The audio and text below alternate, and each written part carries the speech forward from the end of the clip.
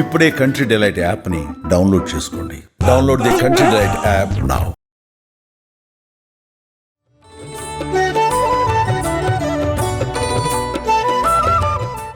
నమస్తే రమ్మగారు. నమస్తే జయ. దసరా నవరాత్రి స్పెషల్ నైవేద్యాలు చేస్తా ఉన్నాం మనం. నాకు వంటకాలే వస్తుంది రమ్మగారు. వంటలు చేసి చేసి చేసి మన ఇద్దరు నైవేద్యం చేస్తా ఉన్నాం. మరి ఈ రోజు ఏం చూపిస్తున్నామండి? శాఖ అన్నం చేద్దాం. శాఖ అన్నం అంటే శాఖములు అంటే కూరలు రకరకాల కూరగాయలు వేసి ఉండేది.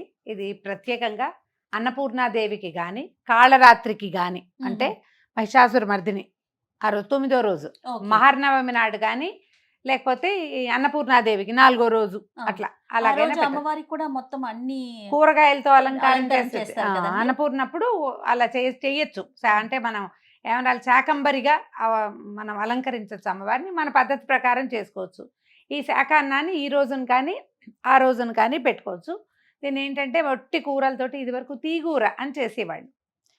తీగూర అంటే ఇది ఎప్పుడు చేస్తాము? సంక్రాంతి రోజుల్లో గుమ్మడికాయ అన్నీ కలిపి కలగూర తీయగూర అలా చెప్పేవాళ్ళు. మనం కూరగాయల పులుసులో ఎక్కువగా అక్కడ దప్పలం కొంచెం చిక్కగా ఉండేలాగా అలా చేసేవాళ్ళు. దీన్ని అన్నంతో కలిపి శాఖములే అన్నంలో వేసేది. ఇప్పుడు సార్ట్ ఆఫ్ బిర్యానీ అనుకుందాం. కానీ మసాలాలు ఉల్లిపాయలు వెల్లుల్లిపాయలు ఏమీ లేకుండా చింతపండు పులుసుతోటి మనం సాంబార్ అన్నంలాగా చేసి నివేదన చేయొచ్చు. ఇదేంటంటే మంచి బలవర్ధకమైన ఆహారంగా చెప్తారు. బోల్డని కూరలు పప్పు అన్నీ పడతాయి. తర్వాత ఇందులో రకరకాల గింజలు వేసుకోవచ్చు. చక్కగా నెయ్యి తాలింపు వేస్తాం. నెయ్యి వేసి అమ్మవారికి నివేదన చేసుకోవచ్చు. కుక్కర్ పెట్టుకోవటము, కొద్దిగా ఒక చారెడు నీళ్ళు పోసి ముందు కూర ముక్కలన్నీ అందులో ట్రాన్స్ఫర్ చేయటము. తర్వాత ఏమో మనం బియ్యము పప్పు కడిగి పెట్టుకున్నాముగా, బియ్యము పప్పు ఈ పల్లీలు ఒకవేళ ఉడికిన బఠానీలో పచ్చి బఠానీయో నానబెట్టినవి ఏమైనా ఉంటే అవి మొత్తం ఇందులో ట్రాన్స్ఫర్ చేయటం. దాంతోపాటు మనం ఏం చేస్తాం, కడిగి పెట్టిన బియ్యం పప్పు వేసేసి చింతపండు పులుసు చక్కగా పిసికేసి మనం ఎన్ని గ్లాసులు పోస్తాం? 4.5 కనీసం పోసుకోవాలి కదా. బియ్యానికి 4.5 నీళ్ళు పోసేసి ఉప్పు సాంబార్ పొడి అంత కరివేపాకు వేసేసి కుక్కర్ మూత పెట్టి 3 లేదా 4 విజిల్స్ రప్పిస్తే సరిపోతుంది. మన కుక్కర్ అంటే వచ్చేస్తుంది అనుకో 4, లేదు కొంచెం స్లో కుక్కర్ పాత పడింది అనుకోండి 2.5 విజిల్స్. 3వ విజిల్ రాగానే టగ్గిని కట్టేయండి. చల్లారాక మూత తీసి చక్కగా నెయ్యి వేసి అంత పోపు కనుక పైన పెట్టేసి అంత కొత్తిమీర వేస్తే కదంబ సాదం రెడీగా ఉంటుంది. దీన్ని కదంబం అంటాం ఎందుకంటే మల్టిపుల్ కూరలు పడతాయి కాబట్టి. పులుసు అన్నం అనుకోండి, శాఖ అన్నం అనుకోండి, సాంబార్ అన్నం అని మీరు అన్న కదంబం చాలా బాగుంది, ట్రెడిషనల్ గా అనిపిస్తుంది. కదంబం సాంబార్ అన్నము అంటే అదేదో దీనిలాగా ఉంది కదా. కదంబం అనగానే అమ్మవారికి కదంబ సాదాన్ని మనం నివేదన చేస్తాం. సూపర్ అమ్మగారు, స్టార్ట్ చేసేద్దాం. కొద్దిగా ఒక చిన్న గ్లాస్ నీళ్ళు పోయండి.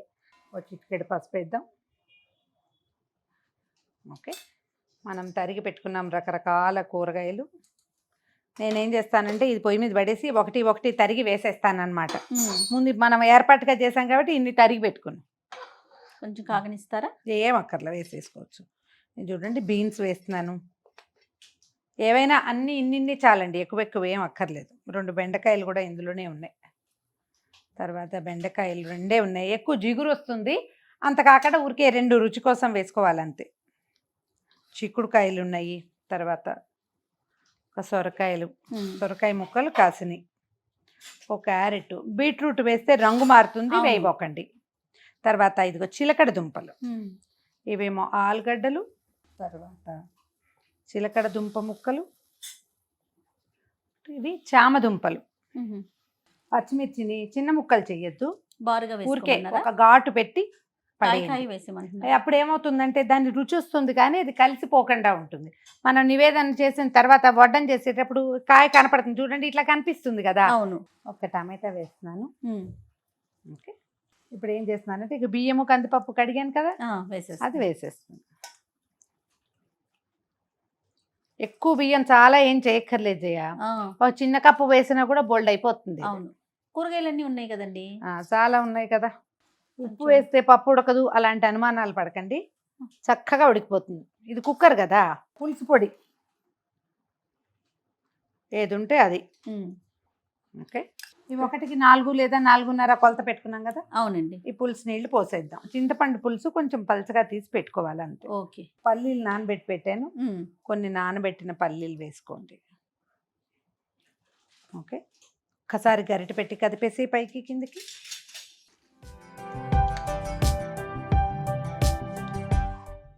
మంచి ఫ్రెష్ కరివేపాకు తుంచి దీంట్లో పడేయండి.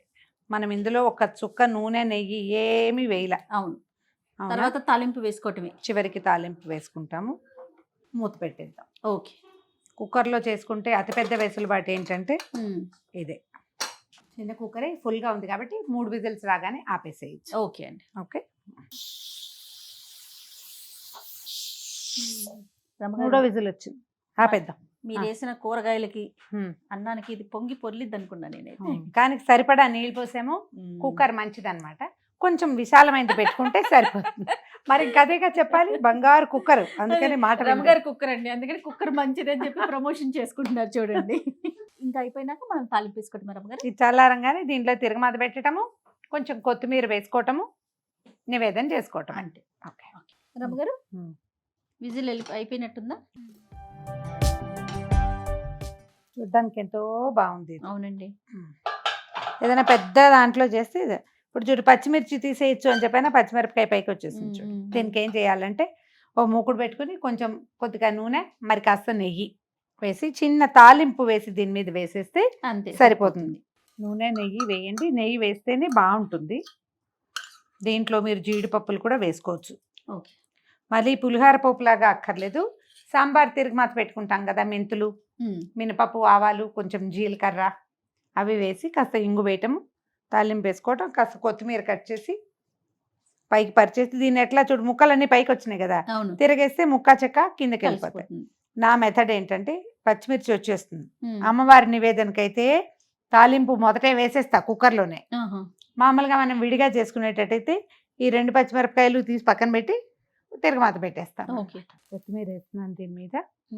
ఆ పోపు కూడా వేసేసి, కొత్తిమీర చేత్తో తుంచితే వచ్చే సాటిస్ఫాక్షను చాకుతో తరిగితే రాదు. ఒక చిన్న స్పూన్ ఆవాలు వేయండి. దాల్చిన చెక్క కూడా వేసుకోవచ్చు, దీనికి మంచి సువాసన వస్తుంది. మీ ఆసక్తి ఉంటే గనక, ఆ వాసన అదంతా ఉండాలి, నచ్చితే గనక వేసుకోవచ్చు. ఆవాలు చిటపట్లాడుతున్నాయి కదా, ఒక చిన్న స్పూను మినపప్పు, కొద్దిగా జీలకర్ర, ఇంగువ, నివేదనకి కాబట్టి కొంచెం జీడిపప్పులు, కరివేపాకు మనం మొదటే వేసేసాం కదా. మీకు తాలింపులో వాసన ఇష్టం మీకు అంటే అంటే జయ యొక్క ఫర్మాయిష్తో వేస్తున్నాను, ముందు వేసేసాను, అలా అనాలన్నమాట.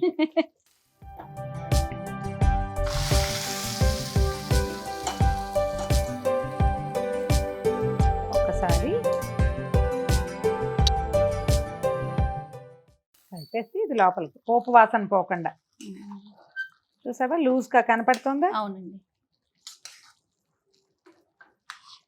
పప్పు చక్కగా ఉడికిపోతుంది. దీనికి ప్రధానమైన పద్ధతి ఏంటంటే పప్పు బియ్యం ముందు నానబెట్టుకోవాలి. అవును. నానిన పప్పు చక్కగా బాగా ఉడుకుతుంది, కలిసిపోతుంది. ఒక ప్రసాదాలకే కాదు రమ్మగారు, వంటకి కూడా పప్పు ఎప్పుడు కానీ కూడా. తిన్న నానబెట్టుకుంటే. అంటే ఒక మెథడ్ కూడా ఉంది జయ. ఆరోగ్య రహస్యం ఏంటంటే కందిపప్పు వీటికి ఆ పైన ఒక రకమైన పొట్టు ఉంటుంది, దానివల్ల చాలా మందికి గ్యాస్ ఫామ్ అవుతుంది. అవును. అదే అసలు కొంతమంది డాక్టర్లు, ఆయుర్వేద వైద్యులు అయితే రాత్రి నిద్రపోయేటప్పుడు నానబెట్టుకుని పొద్దున వండుకోండి అంటారు. కనీసం 5-7 అవర్స్ కనుక నానితే పప్పు ఉడకటం ఉండదు, మనకి గ్యాస్ ప్రాబ్లం ఉండదు, గ్యాస్ వేస్ట్ కూడా కాదు. వేరే పాత్రలో పెట్టేసి అమ్మవారికి నివేదన పెట్టించేద్దామా? అట్లానేనండి. కూర ముక్కలన్నీ ఎంత మృదువుగా కనపడుతున్నాయి చూసావా? అవును రమ్మగారు. కుక్కర్ అవ్వటం వల్ల మనకి ఇంత బియ్యం వేశారు చూడండి, ఎంత అయిందో. ఒక చిన్న కప్పు బియ్యం. అవును. ఇది వడ్డించేటప్పుడు కూడా నివేదనకి మనం నెయ్యి వేస్తాం కొద్దిగా. నెయ్యి వేసుకుని తింటేనే ఇది ఎక్కువ బాగుంటుంది. అదే.